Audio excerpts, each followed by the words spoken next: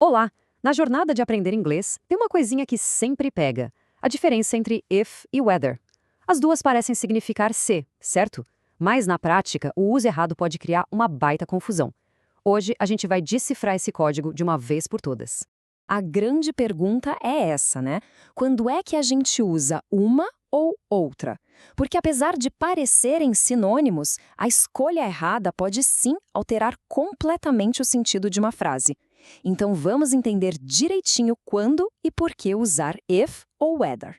Bom, nosso roteiro para hoje está bem direto. Primeiro, vamos ver o que elas têm em comum. Depois, as regras que valem só para o whether, o superpoder do if, como a escolha de uma ou outra pode mudar tudo. E no final, a gente fecha com os pontos mais importantes. Ok, vamos começar pelo mais fácil, o ponto em comum. A boa notícia é que em perguntas indiretas de sim ou não, if e whether podem muitas vezes ser usados sem diferença de sentido.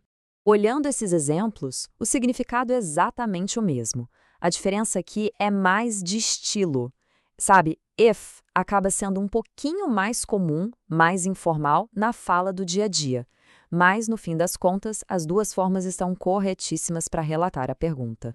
E aqui vem o primeiro detalhe que já faz diferença: a formalidade.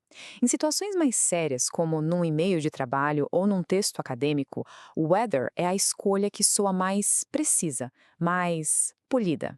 Este exemplo de um ambiente de negócios mostra isso perfeitamente. A frase está apresentando duas alternativas bem claras, e essa estrutura, whether or, é simplesmente ideal para isso. Dá um tom mais formal, mais decisivo para a coisa toda. Agora, vamos para a parte mais importante. Existem situações em que usar if está simplesmente errado, não tem negociação. Conhecer essas regras já elimina, assim, a maior parte da confusão. São três regrinhas de ouro. Se a frase se encaixar em uma delas, não tem nem o que pensar. A escolha é sempre whether, sem exceção.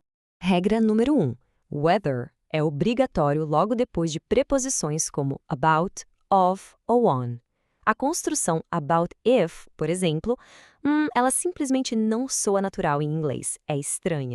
A segunda regra é essa: whether é usado antes de um verbo no infinitivo, como to get married aqui. Essa estrutura whether to é super comum e é uma estrutura fixa em inglês. E a terceira regra, quando a oração inteira, como whether she can stay with us, funciona como o sujeito da frase, ela tem que obrigatoriamente começar com o whether. Certo, agora vamos virar a chave e focar no papel principal de if, o mundo das condições. É nesse território que o if reina absoluto e é insubstituível. O ponto crucial é esse. If serve para introduzir uma condição. Ele cria aquele cenário de causa e efeito. A famosa estrutura, se acontecer X, o resultado vai ser Y. Exato. A vinda dele à festa é a condição. E qual é a consequência? A discussão. Nesse tipo de cenário condicional, usar whether simplesmente não faria sentido nenhum. Agora chegamos na parte mais sutil, mas que é um verdadeiro divisor de águas. Dominar essa diferença realmente eleva o nível do inglês, porque a escolha entre if e whether pode sim mudar o que a frase quer dizer. Olha só, essas duas frases parecem idênticas, não parecem? As duas pedem para avisar a Emily. Só que a ação que se espera em cada caso é totalmente diferente. Vamos entender o porquê? O que é fascinante aqui é a lógica por trás da escolha. Com whether, a Emily precisa ser informada do resultado, não importa qual seja, sim ou não. Agora, com if, a obrigação de informar só existe se e somente se o chefe puder ir. É uma diferença pequena, mas, nossa, crucial para a comunicação não ter ruído. Certo, vamos amarrar tudo isso agora e resumir os pontos principais para não sobrar nenhuma dúvida. Então, resumindo a ópera, em perguntas indiretas a gente tem flexibilidade, mas o whether é a opção mais formal. Lembre sempre daquelas três regras onde só o whether pode ser usado. Para criar condições, é sempre if. E claro, fique de olho porque a escolha pode mudar o sentido da ação. Simples, né? E para fechar, uma reflexão que já coloca em prática o que a gente acabou de ver.